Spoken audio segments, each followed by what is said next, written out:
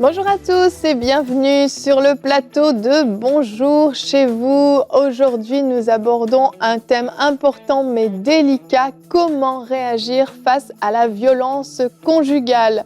Vous le savez, il y a maintenant 2 semaines, on a sorti un nouvel épisode d'Inside concernant justement le thème de la violence conjugale. Et aujourd'hui, il nous semblait important de pouvoir continuer dans cette direction et pouvoir creuser davantage pour savoir comment nous pouvons réagir face à ce sujet. Et aujourd'hui, je vais être avec Frank et Annabelle pour parler de ce thème. Bonjour à tous les deux. Hello. Salut Evelyne. Donc Frank, on a fait un très beau live transformation qui justement traitait entre autres de ce sujet-là.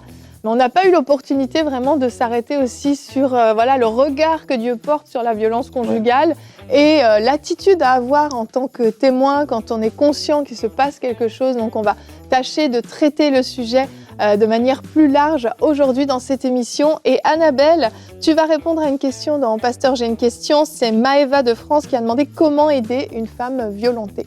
Parce qu'on n'est pas forcément soi-même victime de violences conjugales, mais il se peut que dans votre entourage, il y ait une femme qui puisse en souffrir. Et on va voir comment on peut aider ces femmes, comment on peut les aimer aussi pour qu'elles ne se sentent pas abandonnées ni délaissées. Exactement. Et puis en fin d'émission, Nadine va venir nous retrouver une brochure dédiée à la violence conjugale à nous présenter avec des outils qui peuvent vraiment aider.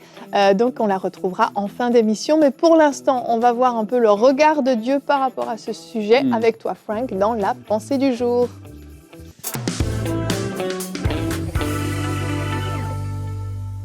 Ah, la violence conjugale, quelle tristesse. Ça fait tellement de dégâts. On a pu le voir dans cette émission de Inside, justement, que MCI TV a produit avec Yanis.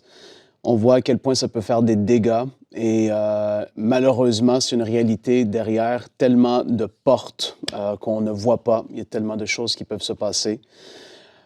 Et beaucoup vont dire, dans mon peuple, dans mon pays, c'est comme ça. Moi, c'est tout ce que j'ai connu, c'est comme ça. Et puis, un homme, comme on l'a vu dans l'émission d'Inside, un homme est comme ça, il tient sa maison, etc. Et c'est complètement pas la réalité, c'est faux, mais complètement faux. On est appelé à pas vivre selon les cultures dans lesquelles on a grandi, mais notre culture à nous, elle se trouve dans la parole de Dieu. Amen. Et plus précisément, la façon qu'on doit agir et qu'on est appelé à agir en tant qu'enfant de Dieu, c'est en accord avec ce qu'on va même lire précisément dans les évangiles, la vie de Jésus, l'exemple parfait qu'il nous a laissé. Et dans les épîtres aussi, on peut voir, il y a tellement de principes de vie qui sont là, mais l'abus et la violence n'en font pas partie, nulle part. C'est pas comme ça qu'on est appelé à vivre. Et en fait, Philippiens 3, verset 20, la Bible dit que notre cité à nous, elle est dans les cieux. Donc, comme j'ai dit, on fait partie de la culture et on exerce la culture du royaume des cieux, la parole de Dieu. Et le point central et principal de cette culture, la première des choses, c'est l'amour. Jésus en parle dans Jean chapitre 13 et les versets 34 et 35. Jésus dit « Je vous donne un commandement nouveau, aimez-vous les uns les autres. Comme je vous ai aimé, vous aussi aimez-vous les uns les autres. À ceci, tous connaîtront que vous êtes mes disciples si vous avez de l'amour les uns pour les autres. » Ça, on est appelé à exercer l'amour, mais l'amour ne va pas tout tolérer, ne va pas tout approuver et elle ne va pas excuser n'importe quel comportement. Et c'est ce qui est fou aujourd'hui, c'est comme on veut tout balayer. Ben non, quand on est dans l'amour, on s'aime les uns les autres, on approuve tout et on tolère tout. Et non, c'est pas comme ça. En fait, dans l'amour, on est appelé à exercer le pardon, mais on n'est pas appelé à tout tolérer. Et dans votre vie, aujourd'hui, on va en parler. Si vous êtes dans une situation comme ça, l'amour ne va pas faire qu'on va rester dans une situation compliquée dans laquelle vous pouvez vous trouver aujourd'hui. On va en parler. Dieu est contre l'abus, point final. Ça, c'est certain. Et il ne faut surtout pas croire certaines personnes qui vont vouloir prendre des passages de la parole de Dieu, les tordre, les déformer pour essayer d'excuser leur comportement, alors que c'est pas ce que Dieu veut, c'est pas dans son cœur, il n'est pas là. Et donc aujourd'hui, si vous avez ces difficultés, on veut et on va vous encourager à pouvoir vous ouvrir et aller chercher de l'aide, c'est tellement important. Mais sachez-le, Dieu n'est pas dans ça. Et ce n'est pas parce qu'on est marié et qu'on aime la personne, qu'on approuve tout ce qui va être fait. Surtout pas. Et il faut faire la part des choses et discerner quelle est la volonté de Dieu par rapport à ça. Mais ce qu'on le sait, c'est que sa volonté, c'est qu'il ne veut pas qu'on soit dans un style de vie d'abus à tout niveau, que ce soit mental, physique, etc. Amen. Merci, Frank. La Bible est claire par rapport à tout ce qui est de la colère, de la haine, tout ce Jalousie. qui est la jalousie, effectivement. La Bible est très claire à ce sujet. Et généralement, un homme qui bat sa femme, parfois une femme qui bat son mari, ça peut arriver aussi, c'est plus rare, mais ça peut arriver. Eh bien, c'est sous un accès de colère, de haine ou effectivement de jalousie, comme tu le dis. Et tous ces sentiments-là sont dénoncés clairement par la parole de Dieu. Et la Bible est claire sur la façon dont un homme doit traiter sa femme. C'est notre verset du jour, Éphésiens 5, au verset 28, nous dit « C'est ainsi que les maris doivent aimer leur femme comme leur propre corps. Celui qui aime sa femme s'aime lui-même. » Je doute qu'un homme qui frappe sa femme s'infligerait de telles souffrances sur son propre corps. Ce que j'aime dans ce verset, c'est le fait qu'on assimile en fait l'amour que l'homme porte à sa femme à finalement l'amour qu'il porte à lui-même et à son propre corps. Et on comprend que le fait d'être violent envers l'autre ne signifie pas qu'on est violent envers nous-mêmes. Et la Bible est très claire là-dessus. La façon dont on agit finalement avec l'autre, c'est la façon dont on devrait se traiter soi-même. Et c'est important de comprendre que la Bible ne dénonce pas le mot violence conjugale, on ne le trouvera pas dans la Bible, vous pouvez faire une recherche, mais ce seul verset à lui seul, il y en a plein d'autres qui dénoncent, comme je le dis, la violence, la haine, etc., mais ce seul verset à lui seul démontre clairement que Dieu est contre la violence conjugale et que Dieu refuse que des hommes se comportent de cette façon envers leurs femmes, mais aussi des femmes envers leurs maris. Et la suite du verset dans Éphésiens 5, c'est en effet, jamais personne n'a détesté son propre corps. Au contraire, il le nourrit et en prend soin, tout comme le Seigneur le fait pour l'Église. Donc en fait, ces passages nous montrent que femmes, soumettez-vous à vos maris. Est-ce que ça peut être à travers la violence conjugale? Non, parce que ces versets nous montrent que c'est à travers l'amour et que la même manière dont Dieu a aimé l'Église, c'est la même manière dont un mari doit aimer l'Église, et c'est clairement dit, il le nourrit et en prend soin, il nourrit et prend soin du corps de sa femme, et c'est certain que ça ne peut pas passer à travers la violence. Maintenant, on peut dire avec la violence conjugale, oui, mais comme tu l'as dit, Frank, dans ta pensée, moi, c'est tout ce que j'ai toujours connu. Mon père était violent avec ma mère. C'est comme ça qu'on nous a appris à faire. Et on le voit dans le Inside avec Dolores, la sœur de Pelé, qui dit, nous, on a toujours entendu dire. Dolores, c'est son épouse. Oui, avec la sœur de Pelé. Okay. Ouais, la sœur de Pelé dans le Inside, oui. Qui dit, nous, c'est comme ça qu'on a été élevés. Si ta femme, elle t'obéit pas, tu lui donnes une claque ou quelque chose comme ça. C'est devenu tellement banal, mais ça n'empêche pas que ce ne soit pas le plan de Dieu, et que c'est pas parce qu'on a un arrière-plan qui peut expliquer pourquoi un homme va agir comme ça. Les explications ne donnent pas raison. C'est pas parce qu'il y a une explication derrière que cet homme a raison de le faire. Et je pense que c'est important qu'en tant qu'homme, on puisse le réaliser, mais en tant que femme aussi, victime de violence, c'est de se dire oui, mais plutôt que de toujours excuser parce que son père était comme ça, c'est normal. Non, c'est pas normal. Et il y a une issue, il y a quelque chose qui peut être différent. Et la première chose, c'est de se dire ce n'est pas normal. Oui. Et je pense que c'est déjà cette première étape. En tant que femme chrétienne, j'ai l'impression que c'est même encore plus dur de se lever et de dire non, ce n'est pas normal, parce que on a été diminué psychologiquement, physiquement, mais aussi spirituellement quand ces violences sont faites aussi au nom de Dieu. Et on aimerait aujourd'hui vous dire, mesdames, non, ce n'est pas normal. Et Dieu n'est pas d'accord avec la violence conjugale. Tout à fait.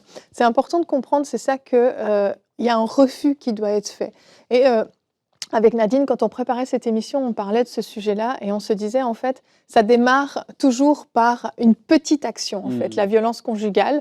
Et on le voit dans l'épisode d'Inside, d'ailleurs, on vous montrera la bande-annonce dans un instant. On voit que c'était une claque, d'abord. Et au début, c'était des mots, déjà, des mots violents, des mots méchants, puis une claque part. Et le fait d'accepter finalement la moindre chose, déjà d'accepter juste un accès de colère, c'est déjà donner trop de possibilités à ce que ça dérape vers de la violence conjugale.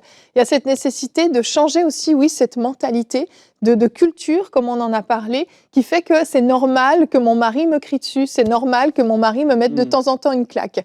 Non, mesdames, ce n'est pas normal. Et je pense qu'on a aussi, en tant que femme, une part de responsabilité. Je ne dis pas qu'on est responsable des violences qu'on nous inflige, absolument pas, mais on a une part de responsabilité à se positionner dès le début.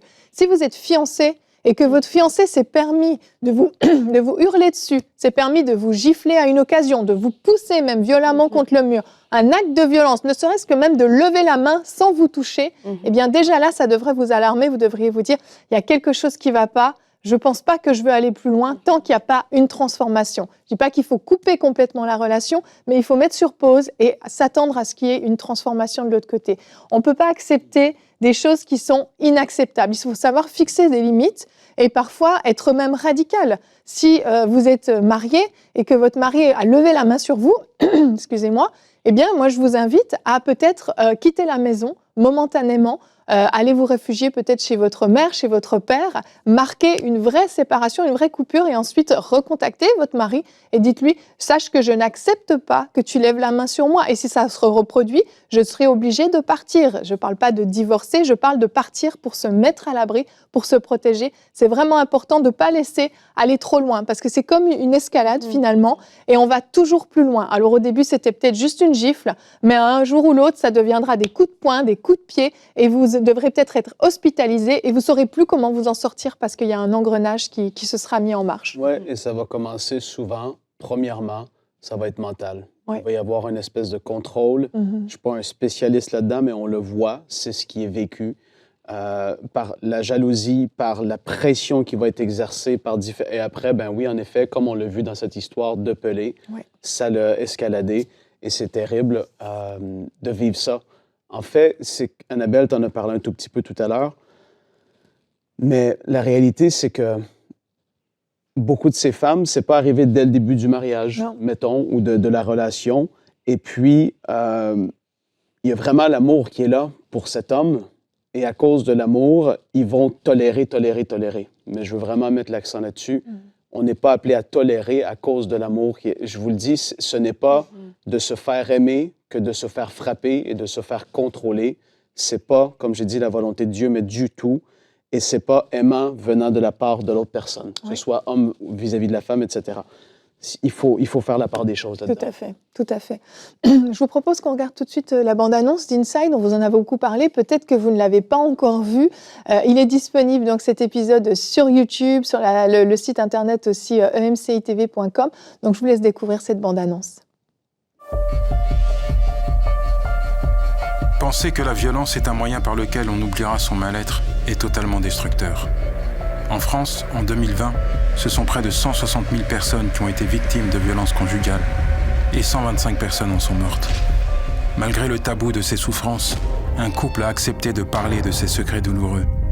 Pelé a fait vivre l'enfer de la violence à son épouse. En fait, je voulais la faire taire.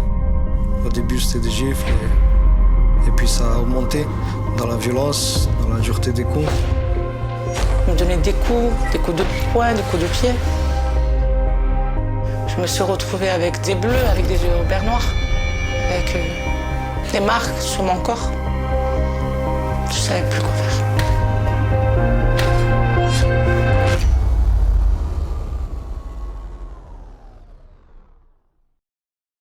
Donc, comme je le disais, cet épisode au complet est disponible donc, sur YouTube et j'aimerais tout de suite vous dire, si vous êtes victime de violences conjugales, vous voyez ces images, juste ça vient vous toucher, ça vient vous rejoindre, eh bien nous avons des numéros de téléphone que nous pouvons vous conseiller d'utiliser.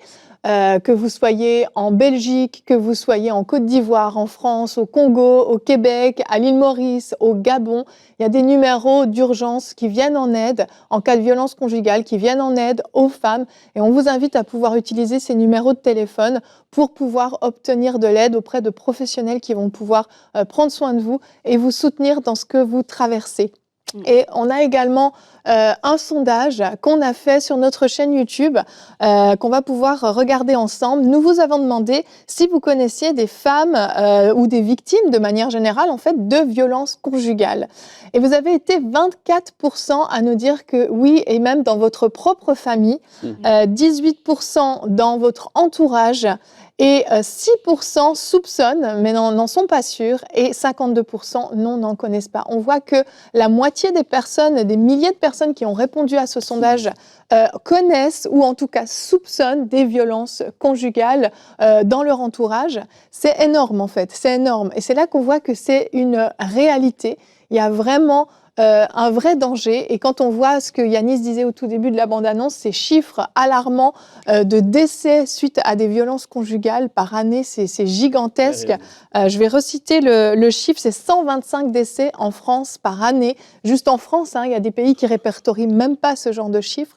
C'est une réalité et nous voulons vraiment de tout cœur vous inciter, si vous êtes victime de violences conjugales, on va voir après comment réagir si vous savez que quelqu'un en est victime, mais si vous êtes victime, faites-vous aider, ne tolérez plus cette situation. Je sais que c'est difficile de quitter un foyer, c'est difficile de laisser même un homme qu'on aime, il y a des liens, c'est le père de nos enfants peut-être, mais protégez-vous, protégez vos enfants, allez vous réfugier chez des gens de confiance qui prendront soin de vous, qui sauront vous aider, et Dieu peut faire une transformation dans la vie de votre mari ou de votre épouse si c'est l'inverse, comme il l'a fait dans la vie de Pelé. Vraiment, je vous invite à regarder cet épisode Inside qui est extrêmement encourageant.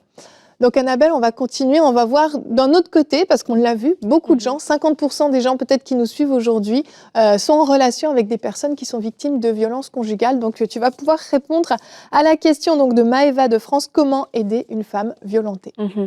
Alors c'est une excellente question et j'aimerais commencer en vous invitant tous, si vous connaissez des personnes qui sont victimes de violences conjugales, à aller aussi sur les sites qui viennent en aide aux femmes violentées, parce qu'il y a aussi des conseils et ce sont des gens qui sont experts, ce sont des professionnels et il y a des très bons conseils pour pouvoir aider. Alors aujourd'hui, je voulais aussi donner une perspective au niveau de l'Église en tant que femme chrétienne. Si nous sommes une femme chrétienne, on a toute cette dimension aussi au niveau de la foi puis du regard par rapport à l'Église. Donc c'était à ce niveau-là aussi que je voulais pouvoir apporter cette réponse.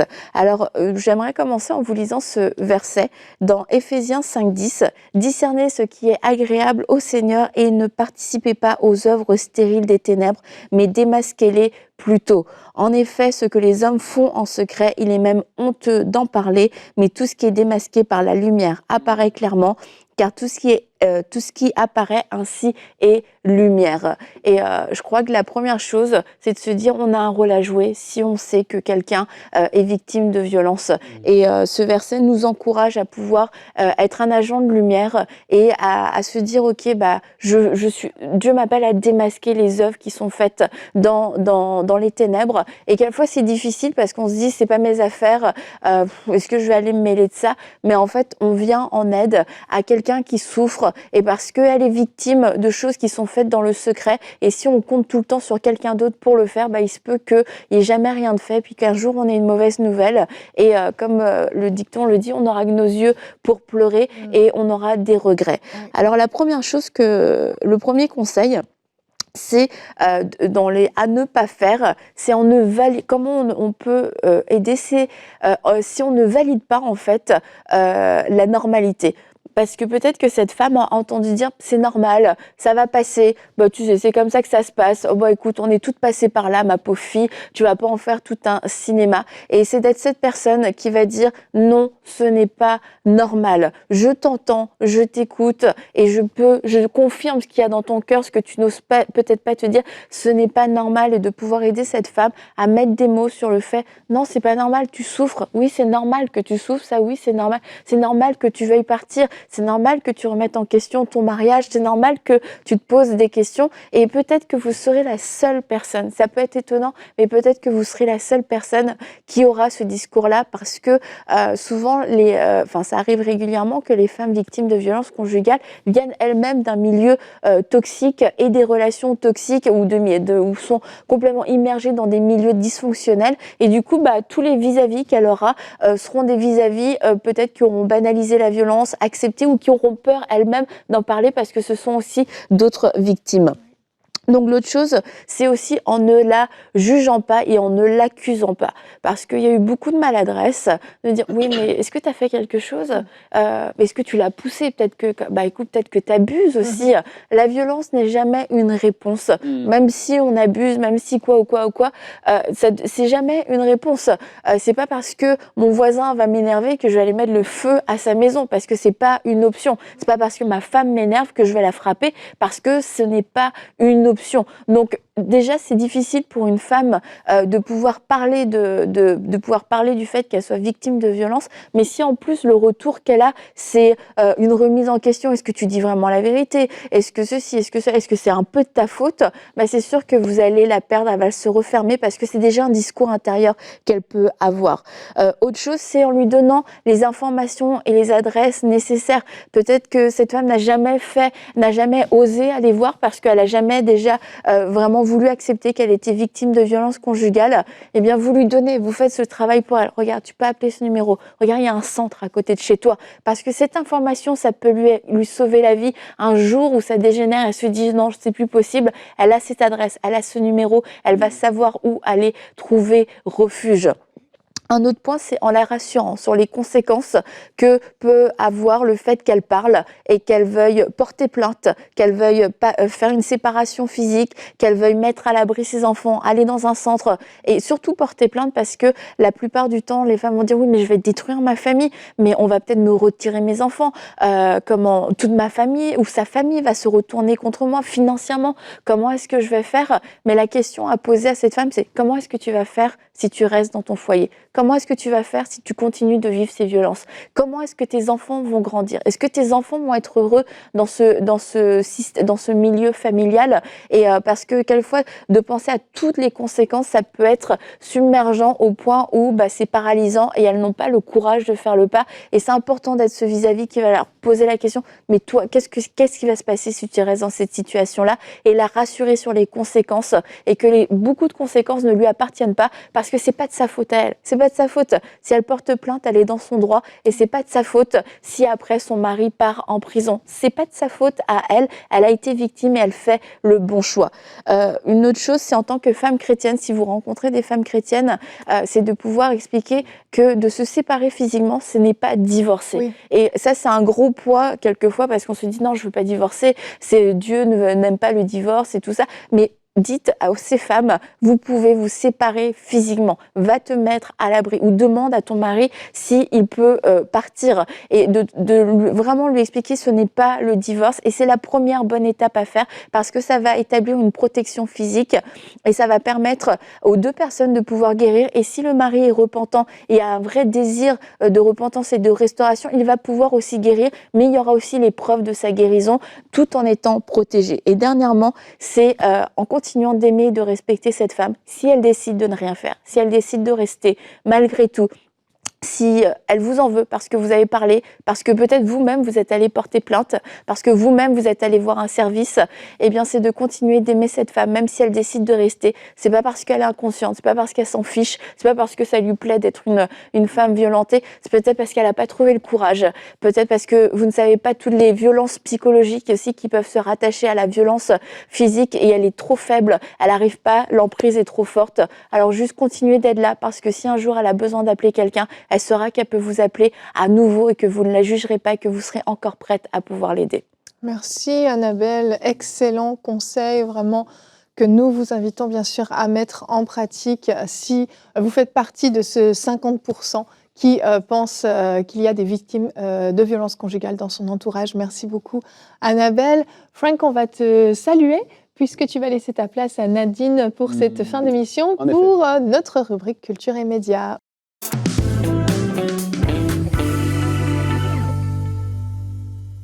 Bonjour Nadine. Hello les filles. Ça va bien? Ça va très bien. Merci pour la belle émission que vous avez faite jusqu'à présent.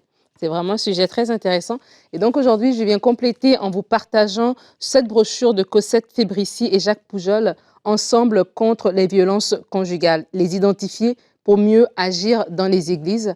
Et parce qu'en fait, la violence, elle se retrouve également dans l'église. Oui, la violence se retrouve dans l'église, on ne l'accepte peut-être pas, mais le frère très gentil à côté de vous, peut-être dans sa maison, est un homme violent. Et en fait, ce livre ici, cette brochure, vient expliquer plusieurs choses. Qu'est-ce qu'est la violence conjugale? Elle vient parler du rôle de la roue de pouvoir et de contrôle, en fait, parce que c'est une roue, Annabelle, dans sa réponse, a dit peut-être que la femme à qui vous avez parlé, qui vit la violence, est toujours dans la maison, elle ne bouge pas, en fait, parce qu'il y a vraiment quelque chose de psychologique aussi qui se passe en arrière, une roue de mépris, après ça de pardon, on revient ensemble et puis après ça de transfert de responsabilité et ça continue et parce qu'on aime la personne et parce qu'il y a des moments où la personne est dans son bon sens, on semble ne pas savoir comment s'en sortir. Donc ça explique le cycle de la violence conjugale, ça part des victimes de violence conjugale parce que des fois aussi on a des préjugés et on pense que la victime de violence conjugale c'est la femme au foyer, c'est peut-être la femme qui a moins étudié, mais il y a des femmes cadres, des femmes très intelligentes, très avancées,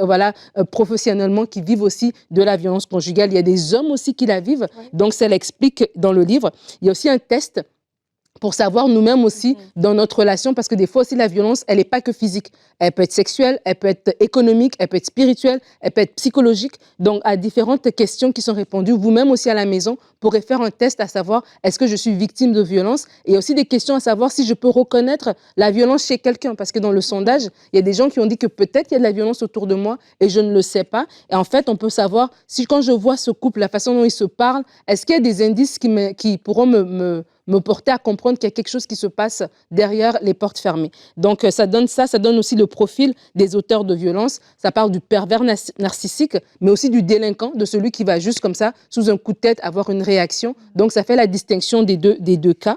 Et ça parle aussi des enfants, parce que des fois aussi, il y a des enfants dans cette situation, dans ce foyer. Les conséquences chez ces enfants-là, ce que ces enfants vivent. Donc, des fois aussi, en tant que maman ou en tant que femme victime de violence conjugale, on pense à nos enfants, mais en fait aussi, nos enfants vivent des choses, même si ce n'est pas eux qui sont les premières victimes, entre guillemets, mais eux aussi, ils vivent des choses. Donc, c'est quoi les conséquences? Les conséquences de la violence, les signaux, je l'ai dit, comment réagir en tant que témoin par rapport à la réponse que Annabelle a donnée, des fausses croyances que nous avons par rapport à la violence. Donc, si elle ne part pas, c'est parce qu'elle n'est pas vraiment victime. Si elle est restée, voilà, c'est à cause de ceci, c'était un acte isolé, etc. Donc, les fausses croyances et aussi le regard biblique. Point qu'a fait la pensée, le regard de Dieu à travers différents versets de Genèse à Apocalypse, que Dieu est contre la violence conjugale, avec des numéros, plein de ressources. En tout cas, une belle ressource que je vous encourage à vous procurer pour, si vous êtes dans l'église ou juste comme ça pour vous-même, Ensemble contre les violences conjugales. Merci. On se le procure où? Sur Internet. Sur Internet, il n'y a pas de site particulier. D'accord. Merci beaucoup Nadine. Très important d'avoir des ressources dans ces cas-là. Eh bien, on arrive au terme de cette émission. J'espère qu'on a pu vous aider, que vous soyez vous-même victime ou que vous fassiez partie de l'entourage d'une victime. J'espère que les différents conseils, les différents propos ont pu vous aider. Et si l'un d'entre vous ou l'une d'entre vous est auteur de violence et vous avez suivi cette émission, eh bien, nous prions que le Seigneur vous touche. Dieu peut transformer radicalement votre vie et on vous encourage d'ailleurs, si vous n'avez pas suivi le live transformation d'il y a quelques semaines, on vous encourage à aller l'écouter parce que oui, Dieu peut vraiment transformer des vies et cette violence que vous avez à l'intérieur de vous, Dieu peut vous en délivrer complètement si vous lui demandez. On va se retrouver demain, on est un petit peu dans une continuité de ce thème. Survivre après avoir été abandonné par notre conjoint, c'est le thème qu'on va aborder demain. Nous aurons une rubrique C'est mon histoire avec Mila qui a eu le courage de venir nous raconter comment elle a réussi à se relever après que son mari l'ait abandonnée alors qu'elle avait ses enfants à charge. Donc c'est le témoignage qu'on aura demain dans la rubrique C'est mon histoire. On vous invite à être avec nous, que Dieu vous bénisse et bonjour chez vous.